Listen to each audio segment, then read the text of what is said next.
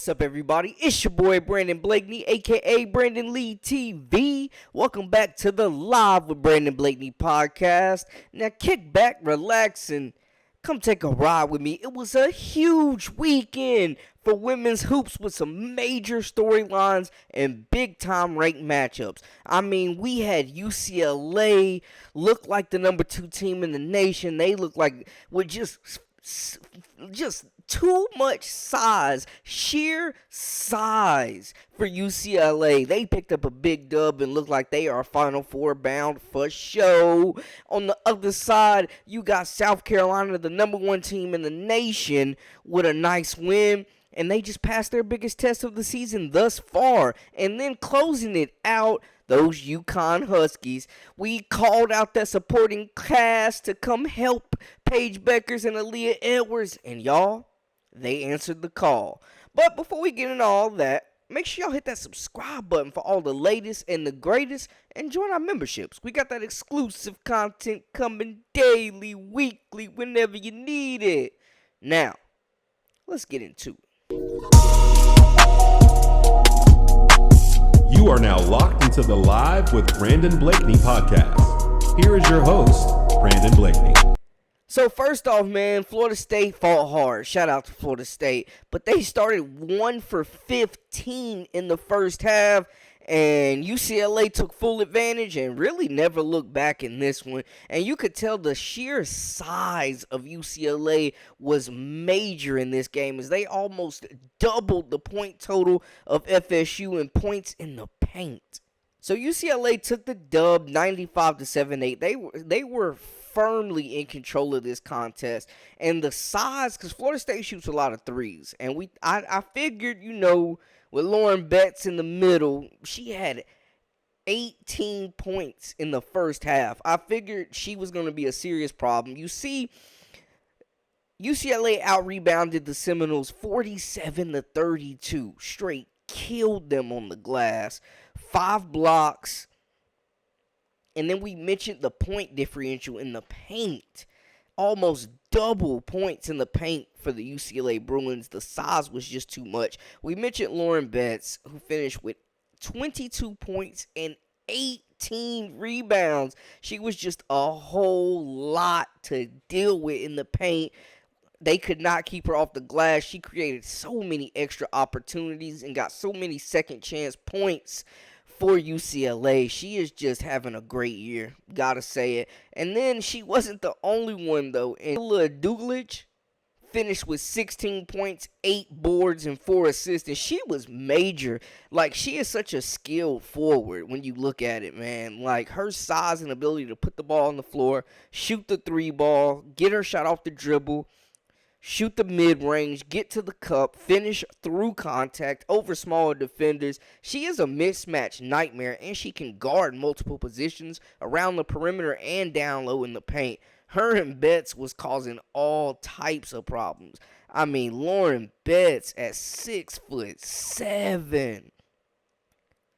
Dugalich at 6'4", like too much size. And then in the backcourt, oh my goodness. First off, Kiki Rice is a one-woman fast break. She just makes the right plays. She makes this team go. She had 13 points, 6 assists, and 5 boards, and fought through some foul trouble as well throughout the contest. But I was really impressed with the way she ran the break and was just getting the ball out and getting other people involved, finding shooters. Speaking of shooters, Cameron Brown and London Jones was shooting that rock from deep.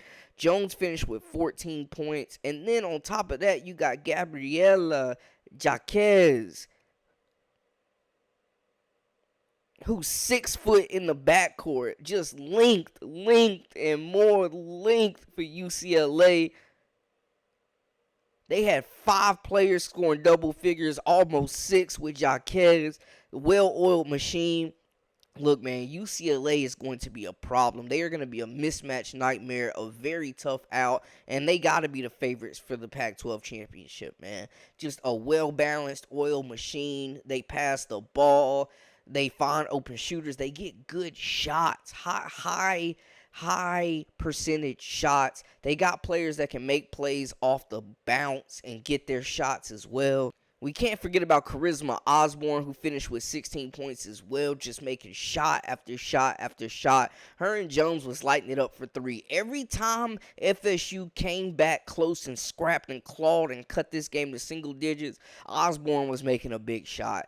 They just are loaded. They have so much talent, and the addition of Betts anchoring the middle. I mean, you just don't meet too many players in college basketball with her size, skill set to be able to pass, shoot it, and dribble a little bit and dominate the paint on both sides of the ball. Like, you just don't have that combination of talent and skill sets on one roster. Like, that is so rare. UCLA got a big dub, man. They're looking like the biggest competition to take out South Carolina from that number one ranking in the NCAA tournament when things go down. I could definitely see these two teams playing for the Natty. Speaking of South Carolina, they had a big win against a talented but short-handed Utah squad. But South Carolina got it done. They controlled this game. They fought through adversity and picked up a big W against Utah. They picked up the win 78-69, and I have to commend them because Utah came in as one of the hottest and best shooting team from deep, and they held them to 5 of 20 from three-pointer. They absolutely chased the Utes off that three-point line. They only shot 25% from three. South Carolina brought in that aggressive and physical defense. I'm telling you, they guard. They out rebounded the Utes 37-28 using that size of Camila Cardoso, Chloe Kitts, Ashlyn Watkins. Like, just too much size for the Utes. They got to cut down on the turnovers, though. 23 turnovers is insane. Like, that is not going to be championship basketball. And Tahina Pau actually tweeted something about how they were going to cut down on the turnovers because it was getting ridiculous. For Utah, man, Alyssa Peely is the freaking truth. First round WNBA talent. Gave South Carolina 37 points. Are you kidding me? Shooting the three, taking Cardoso and all the bigs to the paint. I mean, she was sensational. Definitely one of the best players in America, man. First round draft pick. South Carolina, way more balanced attack. Camila Cardoso finished with 17 points, 6 boards. Chloe Kitts got it done, showing the feathery touch. Her shooting ability really spreads the floor for South Carolina. She had 11 points, 4 assists, 7 boards, very efficient. Then we mentioned Pau, 15 points. She had a really big three-pointer late in the game when Utah cut this game to like one possession, and it really kind of sealed the deal. You got Bree Hall, who can also shoot the three. Probably one of the best defenders on the team on the perimeter as well, and got some length. Raven Johnson had a pretty quiet night. Only 4 assists, 2 rebounds, 2 points. You know what I'm saying? Quiet night for her. But, hey, she did what they needed her to do to get a win. She helped control the tempo and move the basketball and cause some turnovers as well. She had a really nice pickpocket, even though she smoked the layup at the end of the first half. Then, of course, Ashlyn Watkins came in, played some big minutes, got 8 points as well as 6 big rebounds. Active on the board. She was top for second in rebounds and played only 18 minutes. Malaysia Fulwiley scored 11 points in 10 minutes, man. Bringing her and Watkins off the bench is just such a luxury that other teams do not have.